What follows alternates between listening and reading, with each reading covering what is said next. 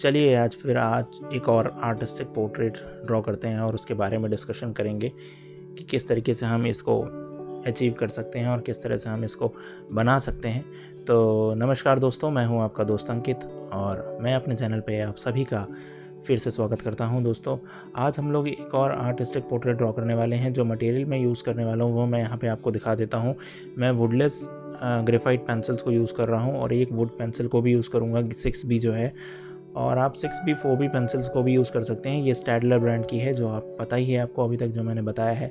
और ये दो पेंसिल्स जो हैं वो भी मैं दिखा देता हूँ आपको थोड़ा क्लोजअप करके। एक है ये मोनोलिथ क्रेटा कलर की 9B और दूसरी वाली ये है जनरल्स की ग्रेफाइट पेंसिल। तो ये वुडलेस ग्रेफाइट पेंसिल्स हैं। अगर आपके पास ये पेंसिल्स नहीं है तो कुछ खास फ़र्क पड़ता नहीं है। इसका बस पर्पस खाली यही है कि जल्दी से क्विकली ग्रेफाइट को ये पेपर के ऊपर ट्रांसफ़र कर देता है। और नॉर्मल वुड पेंसिल से भी आप कर सकते हैं यही काम। इसका पर्पस यूज़ करने का खाली यही रहता है कि आप ज़्यादा से ज़्यादा ग्रेफाइट को जल्दी से जल्दी पेपर के ऊपर ट्रांसफ़र कर पाएँ। तो अभी फ़िलहाल मैं क्या कर रहा हूँ, देखिए जो साइड में इमेज मैंने लगाई है इसी का मैंने इंस्पिरेशन लिया है। अब यहाँ पे ये पर्पस नहीं है कि इसको एग्जैक्टली यही ड्रॉ करना है। आर्टिस्टिक पोर्ट्रेट में हमेशा इंपॉर्टेंट ये चीज़ रहती है कि आप किसी भी पोर्ट्रेट से, किसी भी ड्राइंग से या किसी भी इमेज से या किसी भी पिक्चर से आप इंस्पायर होते हो। बस केवल पर्पस उसका वहाँ पे यही रहता है। तो अब यहाँ पे जो मैंने इमेज ली हुई है उसमें आप देखिए कि लाइट और शेड्स कितने सारे हैं। तो कभी भी आप जब चूज़ करते हैं ना कोई इमेज को, तो ऐसा ही इमेज चूज़ करने की कोशिश किया करिए कि जिसमें लाइट और शेड्स दोनों हो। क्योंकि यहाँ पे जब हम ड्रॉ करते हैं आर्टिस्टिक तरीके में तो लाइट एंड शेड्स को ही कैप्चर करते हैं। अभी जैसे मैंने आपको तरीके बताए थे इसके करने के, कि सबसे पहले आप डार्केस्ट एरिया को ऑप्ट कीजिए, देन उसके बाद ब्लॉकिंग कीजिए। तो यहाँ पे भी मैं वही कर रहा हूँ कि मैंने पहले डार्क एरिया को ऑप्ट किया, देन ब्लॉकिंग किया। आप शुरू कहीं से भी कर सकते हैं इस पोर्ट्रेट को, इसकी कोई रूल नहीं होता, कोई रूल बुक नहीं है इस पोर्ट्रेट ड्राइंग की। इसमें आप पूरी तरह से फ्रीडम को फील करते हुए ड्रॉ करते हो। और सबसे ज़्यादा इम्पॉर्टेंट यही है, इसमें आपका अप्रोच जो होना चाहिए वो बिल्कुल एक फ्री आर्टिस्ट के जैसा होना चाहिए। बिल्कुल ऐसा नहीं होना चाहिए कि कहीं आप बंद रहे हैं किसी चीज़ में। तो ये इस टाइप का अप्रोच है, इसलिए इसमें आप बिल्कुल कोई भी आउटलाइंस नहीं ड्रॉ करते, कुछ भी नहीं। बस आप केवल एज अ रेफरेंस लेते हो कि इसके जैसा ही कुछ ड्रॉ करना है, बिल्कुल यही ड्रॉ भी नहीं करना। एम भी ये नहीं रहता कि आपको बिल्कुल एग्जैक्टली यही ड्रॉ करना है। आपका एम ये रहता है कि बस इसके जैसा एक रेफरेंस, मैंने इंस्पायर मैं इससे हुआ हूँ इस इमेज से, और बस अब मुझे कुछ ऐसा ड्रॉ करना है। तो अब मैं देखिए ब्लॉकिंग किया मैंने, और उसके बाद अब मैं यहाँ पे वाटर कलर ब्रश यूज़ कर सकते हैं आप, या मेकअप ब्रश यूज़ कर सकते हैं। पहले मैंने फिंगर्स से, अपने ही हाथों से थोड़ा सा स्मच किया वैल्यू को, ताकि हर जगह एक ग्रे टोन मिल जाए। और फिर उसके बाद मैंने ब्रश यूज़ करके वैल्यूज़ को और ज़्यादा ऑप्ट किया ताकि और डेप्थ क्रिएट हो। अब एक और इम्पॉर्टेंट चीज़ है जो यहाँ पे मैं यूज़ कर रहा हूँ, वो है हाईलाइट्स को अचीव करना। मतलब कि जो लाइट्स हैं सबसे ज़्यादा, जहाँ पे लाइट्स पड़ रही हैं, जहाँ पे सबसे ज़्यादा लाइटेस्ट पोर्शन है, उसको मैं ऑप्ट कर रहा हूँ यूजिंग नीडेड इरेज़र। अब आपके पास अगर नीडेड इरेज़र नहीं है तो आप कोई और इरेज़र भी यूज़ कर सकते हैं। दैट डजंट मीन कि आप नहीं कर सकते इस चीज़ को। इरेज़र का काम केवल यहाँ पे इरेज़ करना है। अब एक कोई जो वैल्यू है ऑप्ट की हुई है उसको लाइट करना है। तो अब मैं ऑप्ट कर रहा हूँ, वैसे ही कर रहा हूँ।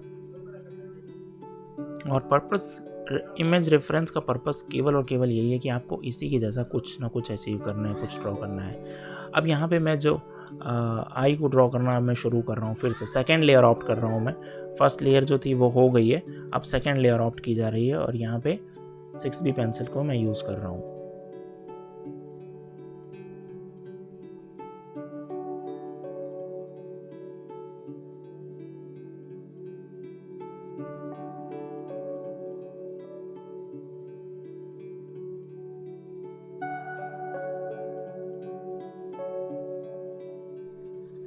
अब मैं इमेज को थोड़ा सा जूम करके आपको दिखा रहा हूँ कि एक्चुअल लेवल पे काम कैसे हो रहा है।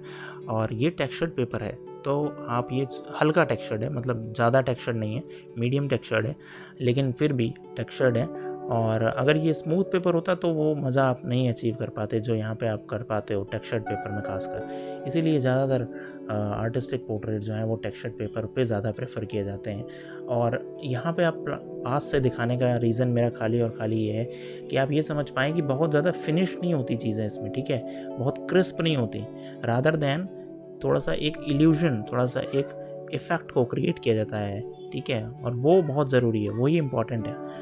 बहुत ज़्यादा डिफाइंड वैल्यूज़ नहीं होती इसमें, जो स्मूथ पेपर पे या रियलिस्टिक हाइपर रियलिस्टिक में क्या होता है, बहुत डिफाइंड होती हैं वैल्यू, एक एक वैल्यू एकदम साफ साफ नज़र आती है। बट इसमें क्या है कि एक मिस्ट क्रिएट किया जाता है, एक इफेक्ट क्रिएट किया जाता है, और यही इसका चैलेंज है, यही इसकी ब्यूटी है कि आप थोड़ा सा अपनी आईज़ को जैसे स्क्वीज़ करके देखेंगे तो आपको वहाँ पे उस ब्यूटी का अंदाज़ा होगा कि कितनी खूबसूरती से उसको अचीव करने की कोशिश की है, जो प्रोसेस यूज़ किया गया है। इसीलिए ज़्यादातर अच्छे आर्टिस्ट जो हैं वो ज़्यादा टेक्सचर्ड पेपर को यूज़ करते हैं, प्रेफर करते हैं, और चैलेंज ज़्यादा रहता है उसमें, रिस्क ज़्यादा रहता है, क्योंकि आप बिल्कुल डिफाइंड वैल्यूज़ नहीं ला सकते। स्मूथ पेपर पे क्या होता है कि आप बहुत आसानी से रियल वैल्यूज़ को अचीव कर सकते हैं, बस आपको सावधानी के साथ धीरे धीरे वैल्यूज़ को आगे बढ़ाना है। बट यहाँ पे ऐसा नहीं है, जब आप इरेज़र यूज़ भी करेंगे ना तो कुछ ना कुछ टेक्सचर्ड रहेंगे, इसलिए परफेक्टली इरेज भी नहीं होगा, चीज़ें टेक्सचर्ड के फॉर्म में ही हटेंगी और टेक्सचर्ड के फॉर्म में ऐड होंगी।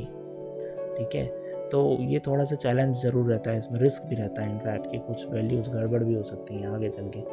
बट यही इसका चैलेंज है, बट यही इसका ब्यूटी है, यही इसका जो आप अचीव करेंगे उसी को लोग प्रेज़ करेंगे।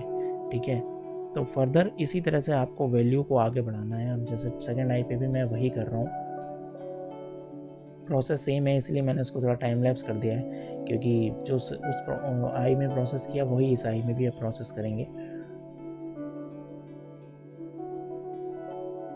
और अगर आपको एग्जैक्ट फिगर भी बनाना है तो आप पेंसिल मेजरमेंट का भी मदद ले सकते हैं और साथ में वो भी कर सकते हैं, जैसे मैं भी बीच बीच में करता रहता हूँ। तो आप चाहें तो दोनों ही मेथड को एक साथ यूज़ कर सकते हैं, लाइट एंड शेड्स भी यूज़ करें और पेंसिल मेजरमेंट भी यूज़ करें।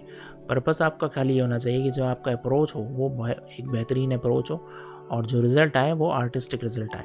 ठीक है, बहुत स्मूथ, बहुत फिनिश्ड करने के चक्कर में मत पड़िएगा पोर्ट्रेट को, एक सर्टेन लेवल तक फिनिश करना और फिर उसके बाद उसको छोड़ देना वहीं पे। मैं कॉन्टिन्यूसली वही प्रोसेस कर रहा हूँ, वैल्यूज़ को ऐड कर रहा हूँ, फिर फर्दर उसको स्मच कर रहा हूँ, और स्मच करने में भी जैसे आप चाहे ब्रश यूज़ करें, चाहे टिश्यू पेपर यूज़ करें, बस ध्यान आपको एक चीज़ का ये रखना है कि आपको बहुत ज़्यादा स्मूथ नहीं कर देना है, बहुत सारी पेंसिल को घिस नहीं देना है, मतलब पेपर के ऊपर कि आपने कुछ स्ट्रोक्स लगाए एंड देन उस स्ट्रोक्स को वहाँ पे रिटेन रखने दीजिएगा, थोड़ा शो होने दीजिएगा उन टेक्सचर को, या जो आप क्रॉस हैचिंग्स कर रहे हैं या जो भी आप प्रोसेस यूज़ कर रहे हैं, स्ट्रोक्स क्रिएट कर रहे हैं, उन स्ट्रोक्स को थोड़ा सा पेपर के ऊपर रहने दीजिए। पूरा का पूरा अगर आपने स्मच कर दिया, स्मूथ कर दिया, तो फिर वो सारी की सारी मेहनत जो है, आर्टिस्टिक पोर्ट्रेट की मेहनत जो है, वो फिर उतना मज़ा नहीं आता उसमें, उतना इफेक्ट नहीं आता। ठीक है, तो वो बहुत इम्पोर्टेंट है। जैसे रिंकल्स वगैरह हैं, तो रिंकल्स वगैरह में भी आपको वही प्रोसेस यूज़ करना है, जो वैल्यूज़ जहाँ पे आपको डार्क नज़र आ रही हैं रियल इमेज में उसको अचीव कीजिए एंड देन उसके बाद फिर आप उसमें वैल्यूज़ को सॉफ्टन कीजिए। मैंने थोड़ा सा आगे बढ़ा दिया है क्योंकि वो प्रोसेसेस हमने कई बार देखे हैं, हमने कई बार समझे हैं, और अभी मेन जो है हमारा कंसर्न वो ये होना चाहिए कि कैसे हम आगे बढ़ें इस चीज़ में, कैसे हम हर पोर्ट्रेट को एक नया आयाम तक लेके जाएं, क्योंकि एक ही जैसे रिजल्ट्स लाते रहने में भी मज़ा नहीं है। ठीक है, क्रिएटिविटी और इनोवेशन जो होते हैं वही वेपन है आर्टिस्ट के, तो उनको हमेशा आप पकड़ के चलिए, अपने औजारों को, अपने जो आपकी स्ट्रेंथ है उस पर काम करना बहुत ज़रूरी है।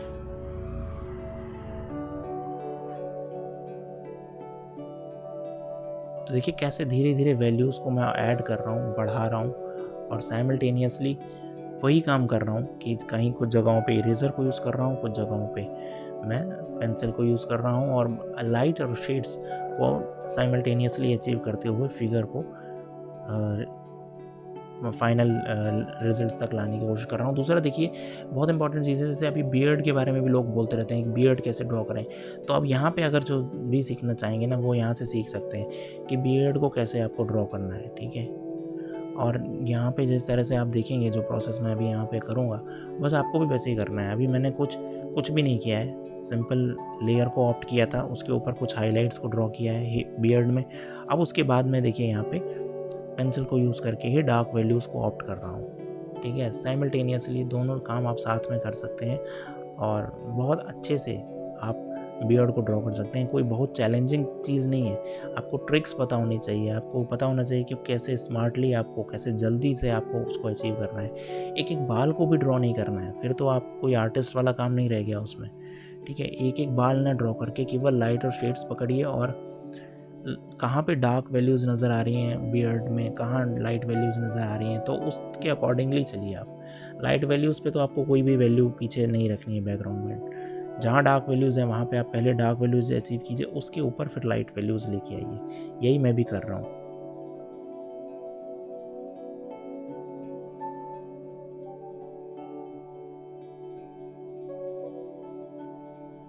खासकर जो एक्सप्रेशन है ना, आइज़ की एक्सप्रेशन अगर आप अच्छे से कैप्चर करने की कोशिश करेंगे ना, जो मैंने इस पोर्ट्रेट में भी देखा, जो मैंने इस रियल इमेज में देखा, जिन भी फोटोग्राफर ने खींचा है इसको, बहुत ही अच्छी तरह से आइज़ के को कैप्चर करने की कोशिश की है।